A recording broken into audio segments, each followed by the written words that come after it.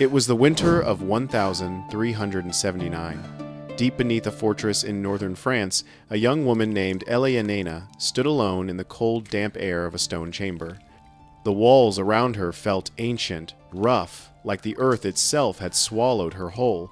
Above her, faint but constant, she could hear the sounds of masons at work, the clink of hammers, the scrape of chisels, and the low mumble of men's voices.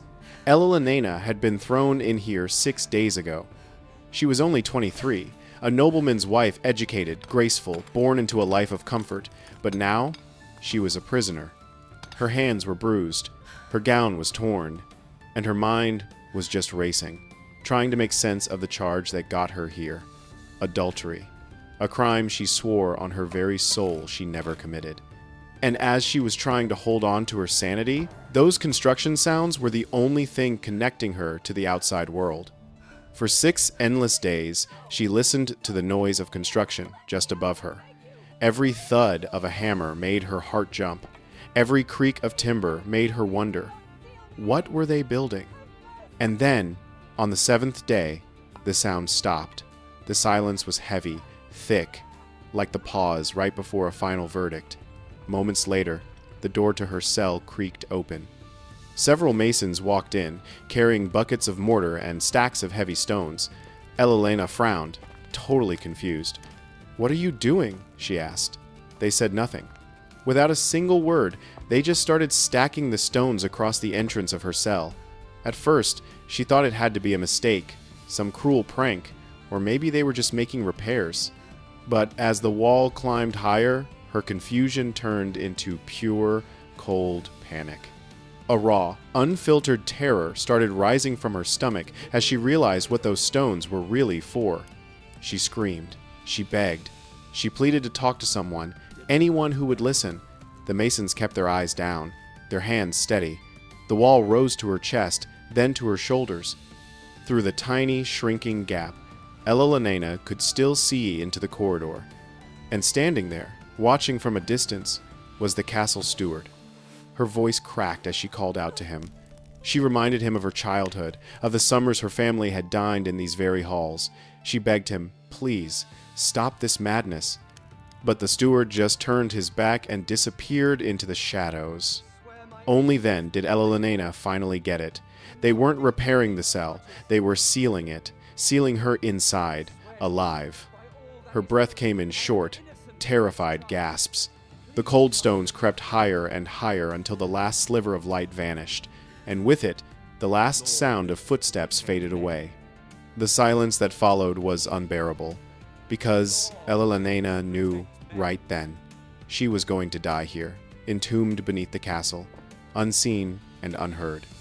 And all of it, this entire cruel, deliberate burial, was ordered by her husband. His word alone was enough.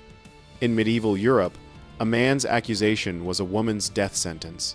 But before I tell you what happened to Eleonena in that suffocating darkness, how long she survived, and what her final moments were really like, you need to understand something deeper. Eleonena's fate wasn't unique. Her story was just one single thread in a much larger, darker tapestry of horror. A world where women accused of infidelity were punished in ways so savage, so coldly inventive, they make death look like a mercy. Because what happened to Eleonena wasn't some crime of passion or a tragic mistake.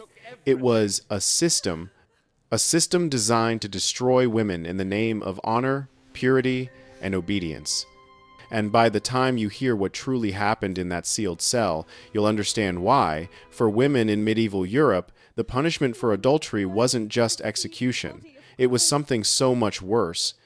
And to understand that system, we have to leave the noble's dungeon and step out into the streets, where another, even more common punishment was waiting. William the baker stood trembling before the magistrate. The chill of the stone chamber was biting right through his clothes. His voice wavered as he swore his innocence, that he had done nothing more than deliver bread to Mistress Margery's house. He explained he'd only entered her home to get paid, that their conversation lasted mere minutes, and that not a single word passed between them beyond business. He insisted he had never touched her, never even looked at her the wrong way. But in medieval Europe, once a woman was accused of adultery, the truth just didn't matter anymore. The accusation itself was enough to damn her. The law was built to protect men, not justice. A husband's honor was sacred, a woman's defense, irrelevant. The courts basically figured that to even question a man's accusation was to insult his status, and the risk of sparing one guilty woman was way, way worse than condemning an innocent one. This entire system was built on one simple, brutal premise: women are liars. Women's words were seen as naturally deceptive, born from Eve's original sin and temptation. Their voices in court were treated as nothing but tools of manipulation. So when Margery tried to speak, when she pleaded with the judges to just listen to her, her words were nothing, just the flutter of a bird's wings against iron bars. The law didn't hear her. In nearly every single Christian kingdom of the 14th century, women accused of adultery could not testify on their own behalf. Their supposed immorality automatically made their statements untrustworthy. Only men, husbands, witnesses, neighbors who claimed they saw something were considered credible. And the bar for proof of guilt? It was pitifully low. A smile, a conversation, a moment of laughter shared with another man could be enough. Suspicion was proof. Rumor was evidence. And reputation was execution. Margery's conviction came swiftly, as if the verdict had been written out long before the trial even began. Her husband Thomas filed for divorce through the church courts, and it was granted without a second thought.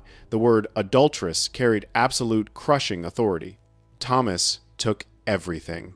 The home she had tended, the dowry her parents had given her, her clothes, the furniture, even her wedding ring. Under medieval law, a wife convicted of adultery lost all rights to property. Everything she had ever owned now belonged to the man who had just destroyed her.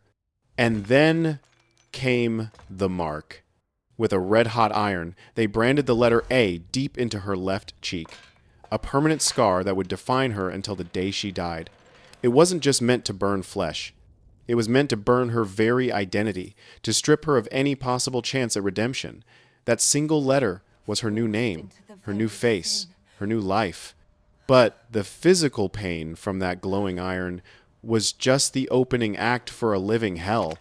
When the searing pain finally faded, the real punishment continued. Margery was driven from her home, spat on in the streets, whispered about in church. Children followed her, chanting adulteress in cruel sing-song voices. The priest refused her communion. She was still allowed inside the church, but only as a ghost among the living. She wasn't excommunicated, just erased. No one would hire her. The brand on her face was a curse that slammed every door shut. In that age, people truly believed morality was contagious, that one sinful woman could infect the virtue of others just by being near them. Respectable households turned her away. The women who once sewed right next to her now avoided her gaze. Even the absolute lowest-paying jobs, washing linens, spinning wool, were denied her.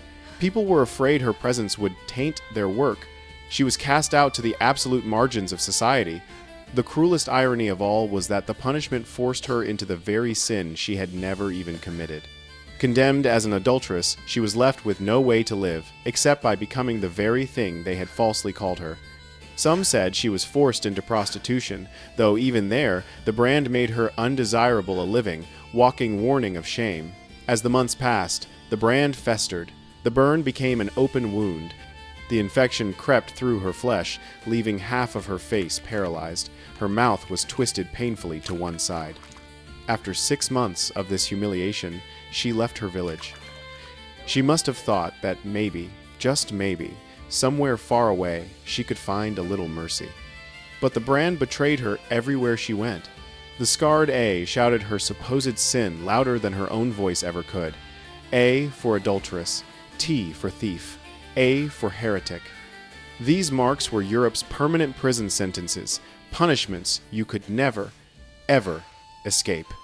This desperate, hopeless journey could only lead to one possible end. In one town, men threw stones at her until she fled, bleeding, into the woods. In another, she was dragged before a magistrate and ordered to leave immediately or be whipped. In yet another, a group of women beat her with sticks, screaming that her very presence would corrupt their daughters, so she just kept moving, always alone. Her cough got worse. The cold nights got longer. The infection on her cheek deepened until she couldn't even eat without blinding pain. 2 years after her conviction, in the freezing cold winter of 1344, Margery's body was found lying in a roadside ditch between two small villages. She was 33 years old. Snow had fallen over her like a shroud, softening her features, hiding the scar that had completely destroyed her life. When the villagers found Margery's frozen body, there were no tears. There was only procedure. The local authorities sent 2 men to collect what was left of her. They carried her to the churchyard, but not inside. Instead, they buried her outside the low stone wall, in the cold, unconsecrated soil, reserved for suicides, heretics, and criminals. In the parish record, her death was noted in a single indifferent line.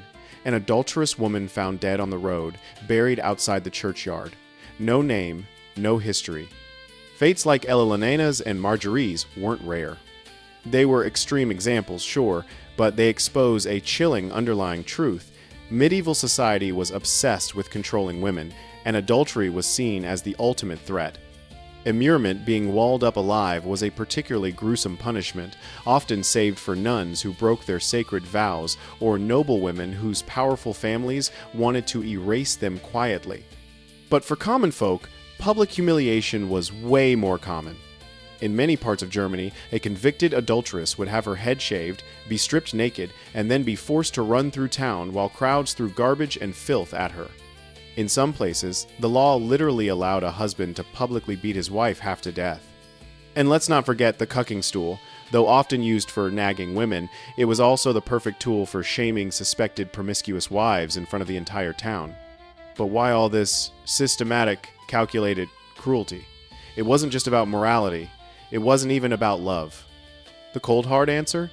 It was about property and inheritance. In a world with no DNA tests, a man's honor and the purity of his entire bloodline depended completely on the forced faithfulness of his wife. An unfaithful wife threatened to bring foreign blood into the family, potentially diverting all the family's property, titles, and land to another man's child. So, the punishments weren't designed for justice, they were designed for pure terror. They were public displays of violence that served as a brutal warning to every other woman. This is the price of disobedience. The cruelty of the Middle Ages wasn't random. It was calculated. It was systematic. And it was widely accepted. Stories like Elena's and Margery's force us to confront a history where a woman's value was tied completely to her body, and her freedom was totally non-existent. History has changed, but the echoes of that control and that shaming still linger today. Hit that subscribe button and turn on notifications, because next week, we're investigating the Scold's Bridle, a terrifying metal torture device designed for one and only one purpose: to silence women who dared to speak their minds. You don't want to miss that.